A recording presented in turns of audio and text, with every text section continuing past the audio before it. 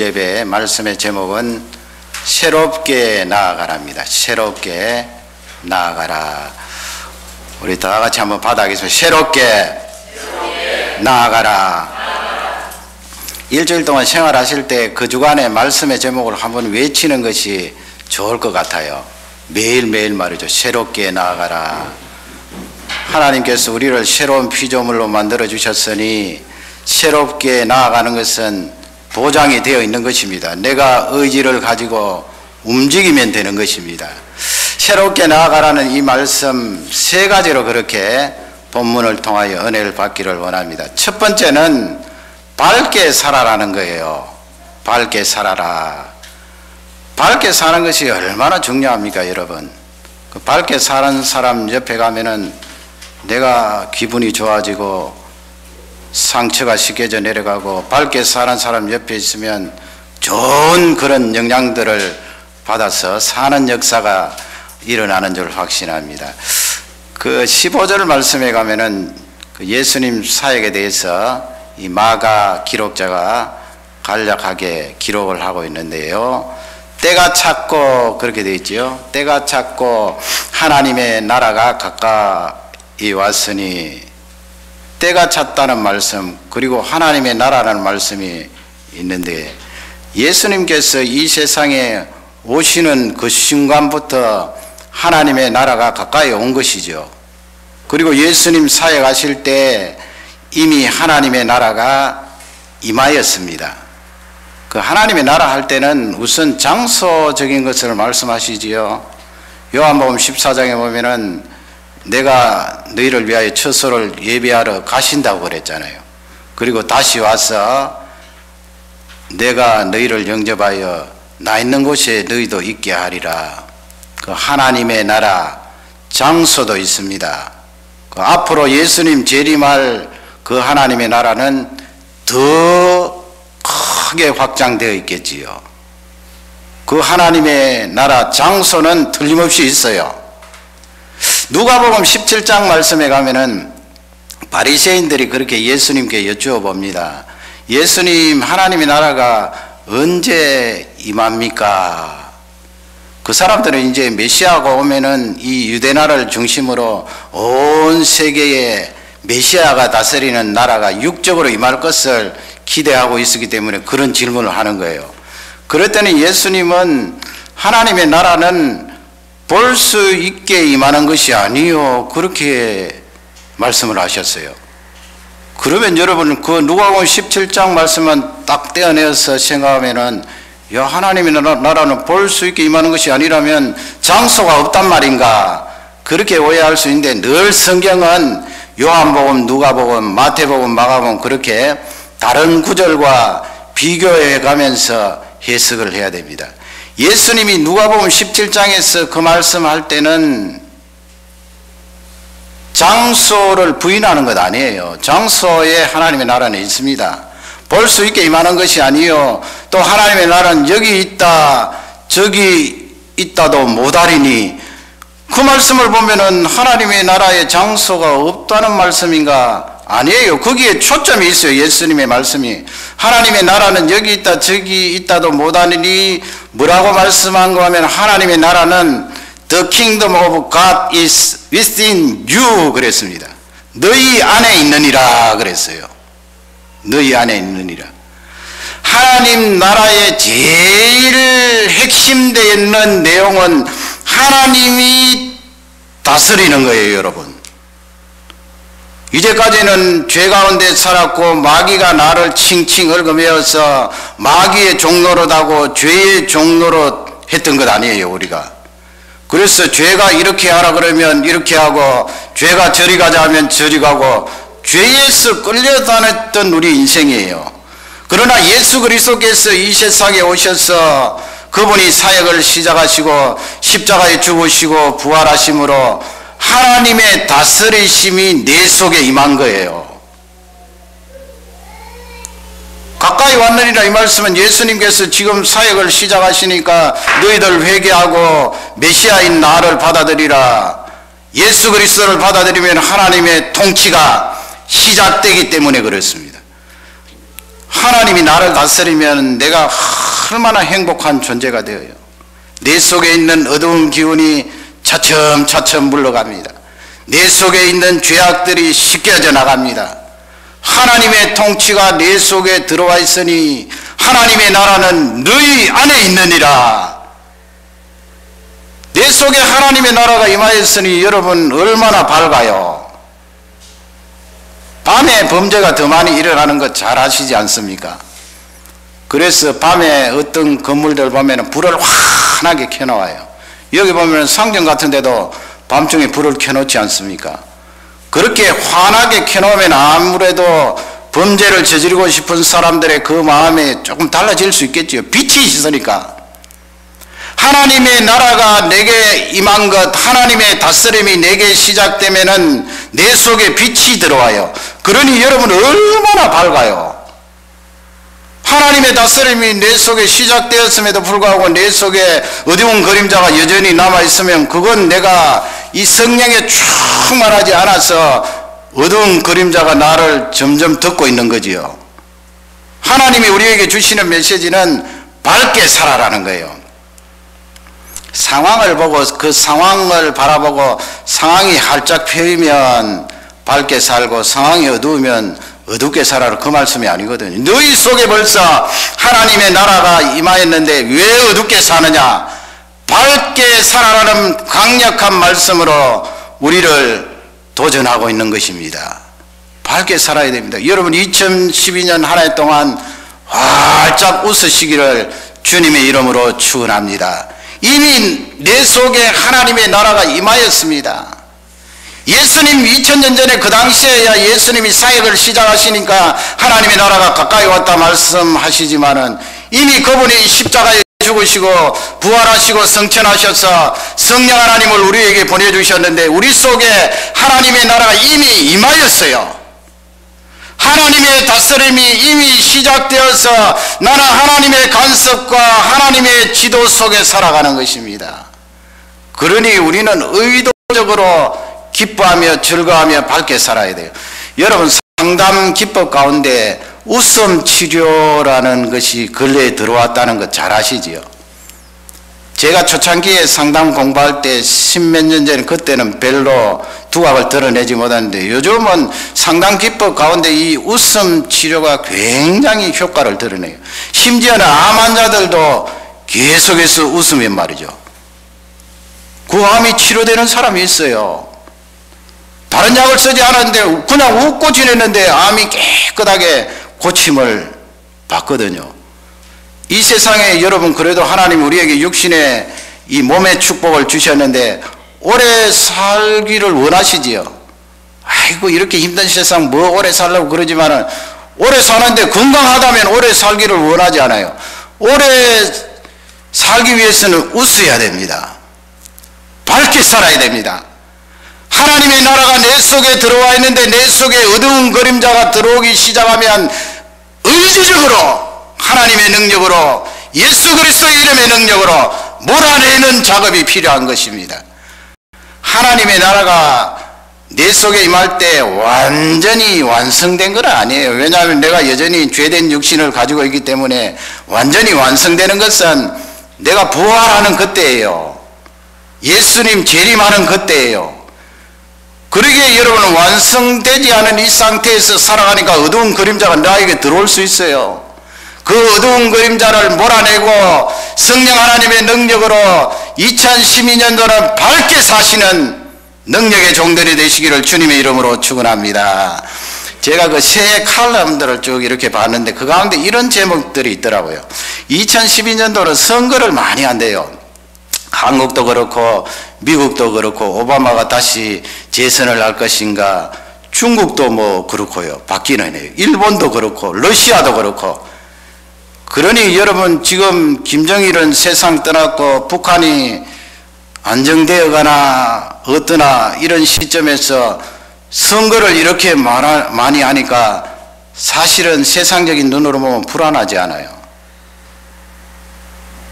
그래서 그 타이틀이 무엇인가 하면은 선거의 해인 이해, 갈등을 발전에 동력으로. 우리 어린이들은 무슨 말인지 잘 모를 거예요. 좋은 말이에요.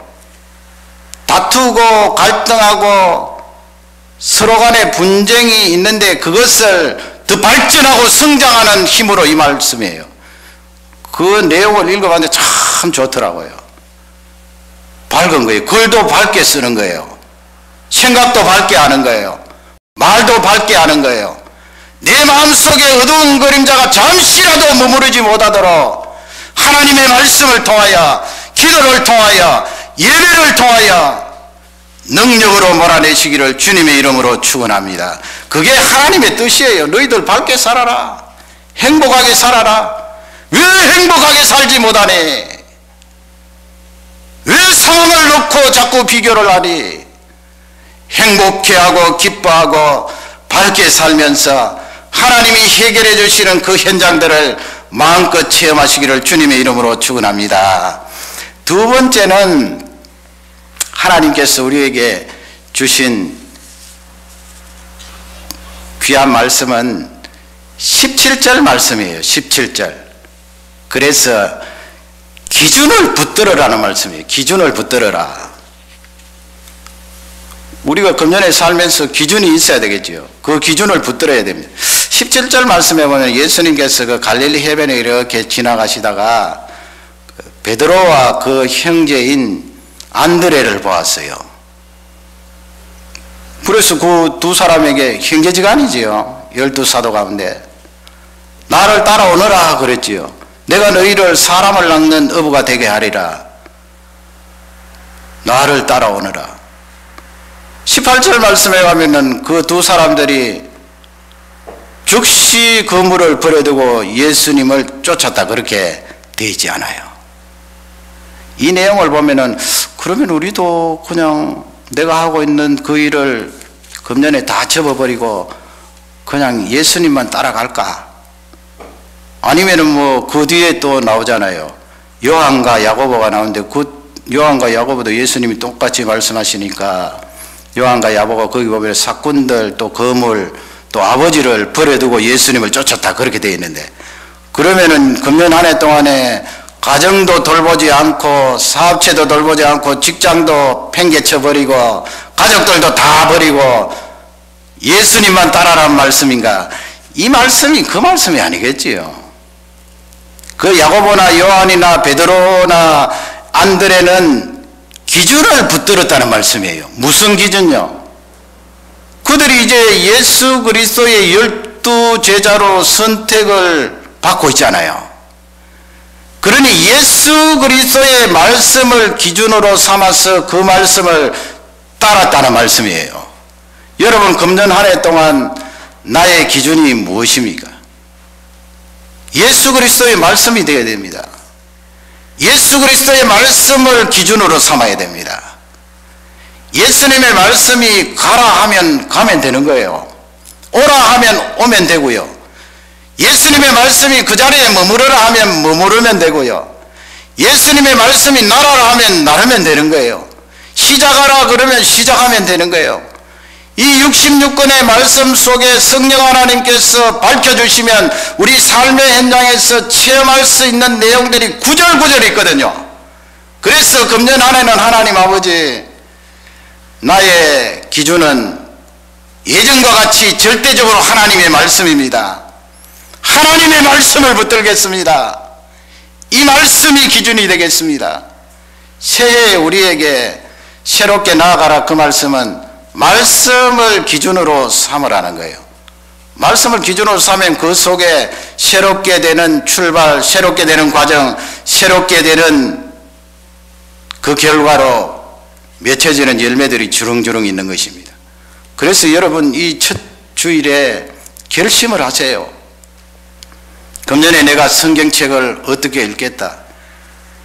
그냥 대가는 대로 읽죠 뭐. 내 성경이 읽습니다. 염려하지 마세요. 자꾸 이야기하지 마세요. 아니에요. 항상 우리 사람은 말을 먼저 하고요. 말을 먼저 해서 100% 지키지 못할지라도 적극적으로 하나님 앞에 말을 하면서 그 말한 것을 놓고 실험하는 일이 대단히 중요해요. 그래서 자녀들 듣는데도 내 아빠 금년에 성경 일독 한다. 한글 성경뿐만 아니고 내가 영어 성경을 어느 부분에 읽겠다. 우리 자녀들도 마찬가지예요. 엄마 아빠 금년 한 해 동안 나 한국어를 잊어버리면 안 되니까 한국말로 된 성경을 가지고 신약을 다 읽겠어요. 그렇게 말을 해야 돼요. 말을 하고 그 다음에 하나님 앞에 기도하고 힘을 달라고 실천하면 되는 거예요. 그냥 어물쩡 지나가면 이루어지는 것이 없답니다. 하나님의 말씀은 나의 이 말씀을 기준으로 삼으라 우리에게 강력하게 도전하고 있습니다. 하나님 말씀 기준으로 삼으면 사는 일이 있지요. 우리 자녀들 사는 일이 있어요. 내가 하나님 아버지 엄마 아빠 이 요즘 인터넷 컴퓨터 하는 요 시간 조금 줄이고 동영상 보는 시간 조금 줄이고 그 시간에 하나님 말씀 있겠어요? 성경을 가까이 하겠어요? 하나님 말씀 가까이 하고 성경 가까이 하는 사람이 성공 못한 사람이 있어요. 귀하게 쓰임 받지 못한 사람이 있어요. 하나님의 말씀을 기준으로 삼고 살아가는데 하나님이 가만히 두시겠어요? 은혜와 능력을 부어주시는 줄 확신합니다. 나의 기준은 하나님의 말씀이다. 세 번째 우리에게 주신 말씀은 광야를 겁내지 말라는 말씀이에요.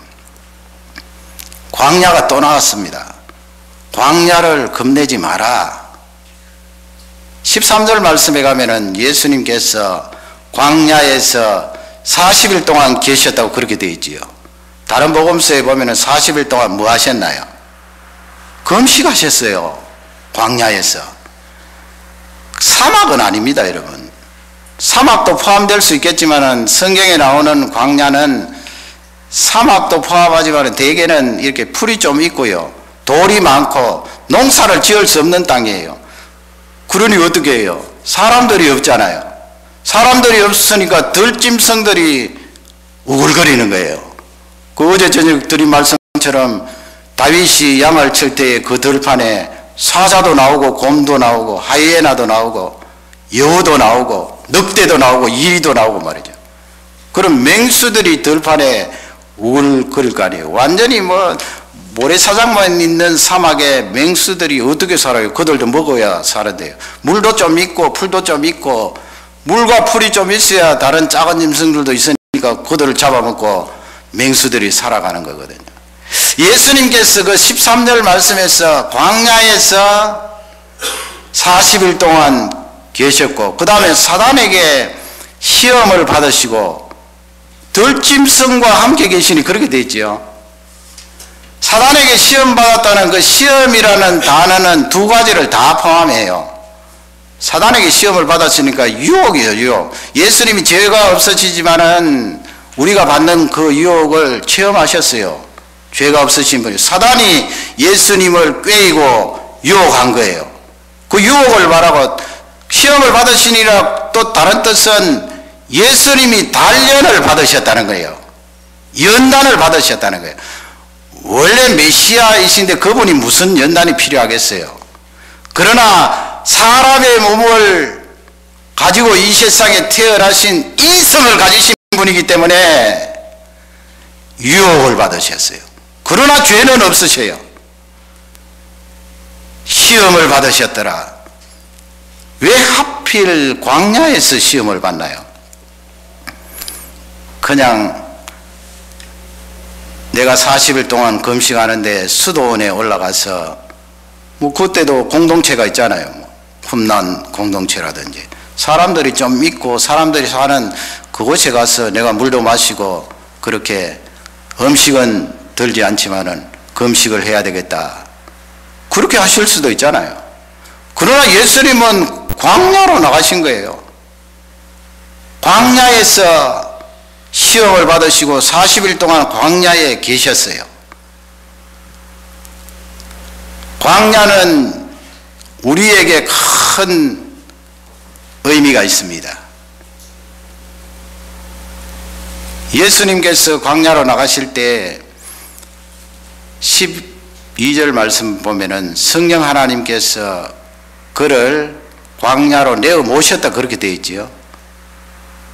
그 말씀을 보면 어떻게 성령 하나님께서 예수 그리스도 성자 하나님을 마음대로 그냥 움직이시는 분인가 그렇게 생각할 수 있는데 그런 내용이 아니에요. 예수님 자신이 마음속에 내가 사역을 시작하기 전에 금식을 하고, 금식을 하는데 광야 그 들판에 나가서 들짐승들이 우글거리는 그곳에 가서 연단을 해야 되겠다, 그렇게 마음속에 가득 했던 거예요. 그 예수 그리스도의 뜻이 마음속에 꽉 차 있었어요. 그럴 때 성령 하나님께서 예수 그리스도가 가지고 계신 그 마음에 힘을 주셨어요. 몰아붙이셨어요. 성령 하나님, 제가 도우겠습니다. 내가 도우겠습니다. 성령 하나님께서 함께 가십시다. 광야로 나아가십시다. 예수님 탄생을 생각해 봐도 여러분, 얼마나 우리는 예수님이 어떻게 그 짐승들이 사는 그곳에 태어나실 수가 있나. 그분이 얼마나 크신 분인데요. 짐승을 만드시고 이 우주를 만드시고 온 우주를 지금도 관리하고 계시는 그분이 어떻게 짐승들이 사는 그 벌레가 득실거리고 열악한 환경 속에 태어나실 수가 있나. 참 은혜예요. 인성적인 측면에 바라볼 때는 그분이 강한 야성을 가지고 태어나신 분이에요. 그렇잖아요, 여러분. 그렇게 짐승의 우리 속에서 태어난 아기하고 아주 고급 호텔에서 의사나 간호사의 보호를 받아가면서 자라나는 인큐베이터에 있는 어린이하고 누가 강하겠어요?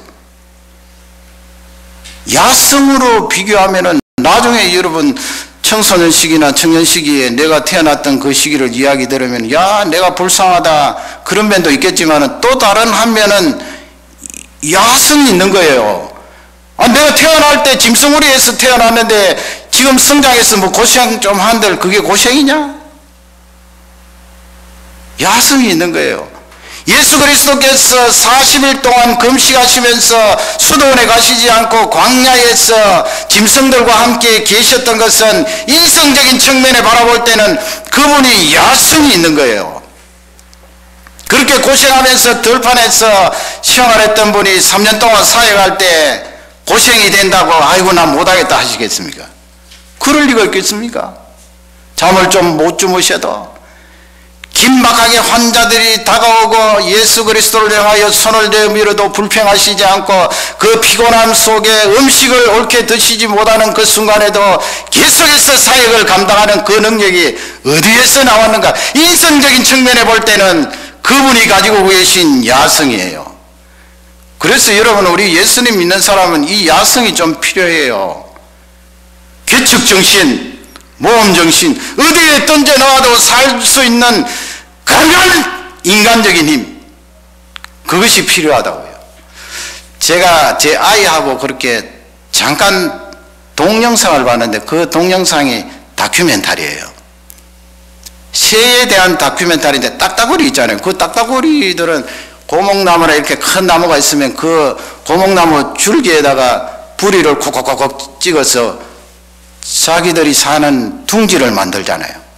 거기 알을 낳고 자기 날개로 덮어서 부화를 해서 새끼들이 태어나는데 그 뭐 참새가 아니면 제비가 어미가 주는 벌레를 받아먹는 거하고 똑같더라고요. 입을 쫙쫙쫙쫙 벌리는데 얼마나 귀엽던지요. 하나님이 그렇게 새들 속에 칩을 집어넣었나 봐요. 그 본능적으로 입을 쫙쫙 벌리는데 벌레도 집어넣어주고 쌀도 집어넣어주고 그렇게 해서 키우는데 이 딱따구리가 말이죠, 계속해서 정신없이 그렇게 먹이를 공급하는데 자기도 먹는지 모르겠어요. 근데 어느 순간 시간이 지나고 나서 먹이를 딱 끊어버리는 거예요. 그러니 그 새들이 엄마가 그 주위에 빙빙 도니까 입을 쫙쫙쫙 벌려서 먹이 달라고 하는데 먹이를 끊어요. 하루 끊고 이틀. 왜 끊었는가 하면은 그 새끼 딱따구리들이 바깥으로 나와서 살아라는 거예요. 야성을 가지고 환경에 적응하라는 거예요. 그래서 한 마리 두 마리 이제 음식을 주지 않으니까 빠져나와서 날아가는데 나중에 딱 한 마리 남아있는 새끼가 있는데 계속해서 나가라고 신호를 해도 안 나가니까 나중에는 부리로 콱콱 찍어요. 나가라고.